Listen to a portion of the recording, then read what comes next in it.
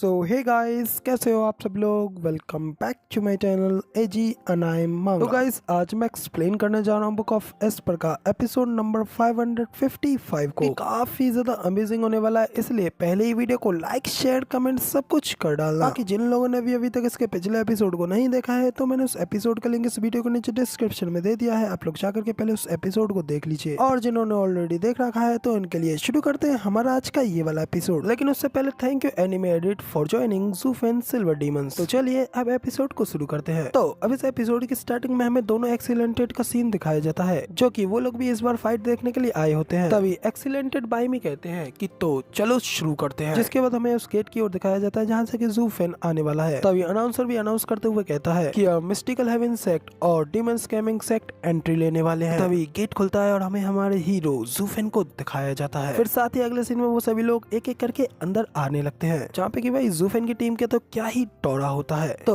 अब इसी तरीके से वो सभी लोग अरीना की ओर आगे बढ़ने लगते हैं और फिर तभी ज़ूफ़ेन की नजर ऊपर खड़े दोनों एक्सीलेंटेड के ऊपर पड़ती है कि वो दोनों एक्सीलेंटेड भी ज़ूफ़ेन को आते हुए देख रहे होते हैं। और फिर तभी हमें दिखाया जाता है कि ज़ूफ़ेन पीछे मुड़ते हुए उनकी एक छत के ऊपर चढ़ जाता है और फिर उनमें से ही एक पवेलियन की बालकनी में खड़ा होकर के ज़ूफ़ेन स्माइल करते हुए अपनी गोल्डन एनर्जी का यूज करते हुए सभी लोगों के लिए एक मैसेज लिखने लगता है, जिसमें कि ज़ूफ़ेन लिखता है कि सभी विटनेसेस, सभी गवाहों, तुम सभी लोग इस विटनेस स्पीक का साक्षी बनो। तीन तीन करके बूढ़े लोगों को इकट्ठा करना, राव अंतहीन होगी और सारी रात हम लोग मौज मस्ती करेंगे। अगर कोई ऐसा हो यहाँ पर जो मेरे लेवल तक पहुँच पाए। तो अब ज़ूफ़ेन के इस मैसेज को पढ़ करके सुपीरियर 3 सेक्टों को राइटेस्ट सेक्ट वाला बंदा भी चिढ़ते हुए कहता है, तुम डीमन, आखिर तुम्हारी हिम्मत कैसे हुई इस तरीके की नॉनसेंस बातें करने की। मेरा यूनिवर्सल राइटेस्ट सेक्ट तुम्हें वहीं पर कर्स कर देगा जहाँ पर के तुम खड़े हो, इस तरीके से कि तुम्हारी हर एक मसल, तुम्हारी हर एक कोशिकाओं को चकनाचूर कर दिया जाएगा। तभी इधर वू किंग यू भी हंसते हुए कहता है कि वो लड़ेगा नहीं, लेकिन फिर भी उसने ये ताना मारने वाले शब्द लिखे हैं क्योंकि वो चाहता है कि हर कोई उससे फाइट लड़े। ये लिंग कहता है कि मैं ही इस जंगल का एकमात्र राजा हूँ और बाकी के सभी 9 सेक्टों के डिसाइपल्स तो बिल्कुल ही लूजर हैं और वो भी यहाँ तक कि उनकी मेरे सामने चलने की भी औकात नहीं है। तो यहाँ पर मैं तैयार हूँ और शराब भी तैयार है, इसलिए अगर तुम में दम है तो अपनी चिड़चिड़ी चींटियों को मेरी ओर फेंको, मैं उन सब का सामना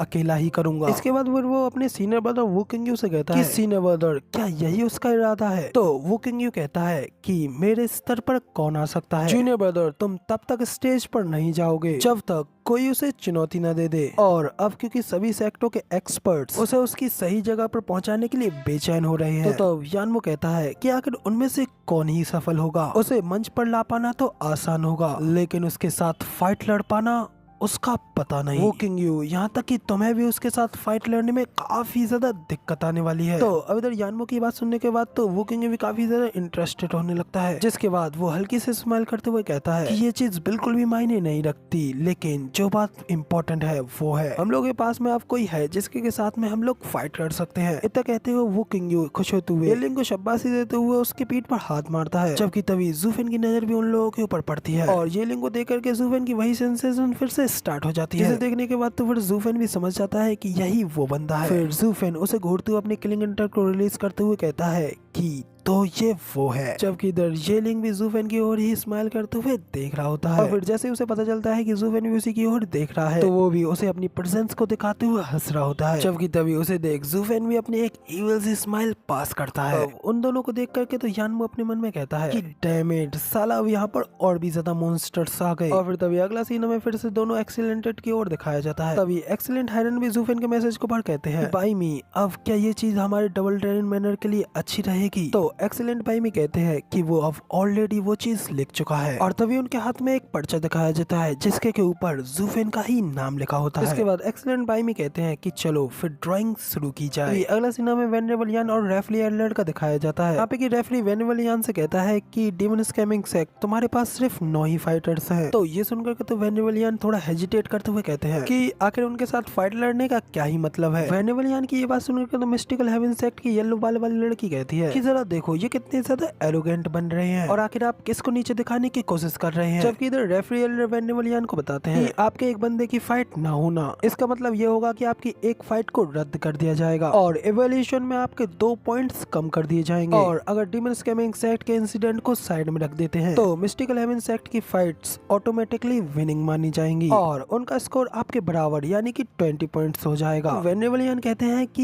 ये ठीक है, इससे कोई फर्क नहीं पड़ता और इन लोगों को वो मामूली से अंक लेने दीजिए क्योंकि हम लोग उनसे ब्याज सहित उनसे उनके पॉइंट्स को वापस ले लेंगे। हम बाकी के बचे 18 पॉइंट्स उनसे ले लेंगे और हमारे लिए बस इतना ही बहुत है और लॉन्ग रन में 18 वर्सेस 2 ये हार्डली ही कोई डिफरेंस पैदा करेगा। तो वेनेवलियन की ये बात सुनकर के मिस्टिकल हेवन सेक्ट के एल्डर भी थोड़े दुखी होते हैं क्योंकि उन्हें पता है कि वो उनसे नहीं जीत सकते। वापस से रेफरी एल्डर की ओर दिखाया जाता है जो कि आगे वेनेवलियन से कहते हैं कि ठीक है फिर अब क्योंकि आप इतने ज्यादा ग्रेट हैं तो फिर अब क्यों ना पहले ही फाइट लड़ने के लिए अपने अपने अपोनेंट्स को ड्रॉ करें। और फिर तभी मिस्टिकल हेवन सेक्ट के एल्डर की दिखाया जाता है जो कि अपने डिसाइपल्स को हिम्मत देते हुए कहते हैं कि बहुत अच्छी, हमारे पास अभी भी एक चांस है। किंग चेन, मैं जज के सामने 4-4 की फाइट का प्रस्ताव रखूंगा ताकि तब तुम उस फॉर्मेशन का उपयोग कर सको जिससे कि तुम सबसे अधिक फेमिलियर हो और तुम लोगों को सबसे ज्यादा ल्यूजी के ऊपर ध्यान देने की जरूरत है जबकि बाकी के 3 तो हमारे लिए कोई मैटर नहीं करते। तो अब अपने एल्डर की ये बात सुनकर के उनकी सारी प्लानिंग को सुनने के बाद में वो सभी लड़कियां भी फाइट लड़ने के लिए तैयार हो चुकी होती हैं। जबकि तभी इधर हमें अगले सीन में वेनेवलियन, टाइयिंग, गेंगर और यूएर को दिखाया जाता है। तो तब इधर वेनेवलियन उन तीनों से कहते हैं कि टाइयिंग, कुइगेंग और यूएर तुम लोग उनके सबसे स्ट्रॉन्गेस्ट फाइटर्स के अगेंस्ट हो गए, इसलिए सफलता की संभावना पूरी तरीके से निश्चित नहीं है। और फिर वहाँ जेड स्वॉर्ड फेरी सुई रू हुआ है और मिस्टिकल हेवन सेक्ट की वो 4 स्वॉर्ड्स तो रेड इन स्टेज की 9th लेयर पर है। तो कोई गेंगर, क्या तुम उन्हें संभाल सकते हो? तो तब गेंगर भी थोड़ा हेजिटेट करते हुए कहता है कि कोई प्रॉब्लम नहीं है, हम लोग तैयार हैं। तो वेनेवलियन कहते हैं कि और तुम्हें क्या लगता है कि वो लोग तैयार नहीं होंगे? और सुई रूहा, उस लड़की के पास में एक डीपर स्वॉर्ड है जो कि एक 7th ग्रेड का स्पिरिचुअल वेपन है और एंड पे बात ताकत पर ही आकर के रुकेगी। तो अब इधर वेनेवलियन ये सब कह रहे होते हैं कि तभी उनके पीछे से ज़ूफेन आ रहा होता है और उनसे कहता है कि सब कुछ बिल्कुल ठीक है क्योंकि हमारे पास में इथेरियल स्टेज के 6 एक्सपर्ट्स हैं, तो इसीलिए हमें बस 6 जीतों की ही तो जरूरत है। बाकी अगर गलती से हमें 3 हार मिल भी जाती हैं तो इससे क्या ही फर्क पड़ेगा। तो ज़ूफेन की ये बात सुनकर गेंगर और यूएरी भी होश होते हुए कहते हैं कि हाँ बिल्कुल सही, आपने मास्टर बिल्कुल सही कहा। तो तब ज़ूफेन की इस बात पर वेनेवलियन उससे कहते हैं कि अगर कोई बड़ा खिलाड़ी वहाँ पहुँचे तो हमारी संभावनाएं बहुत अच्छी होंगी, क्या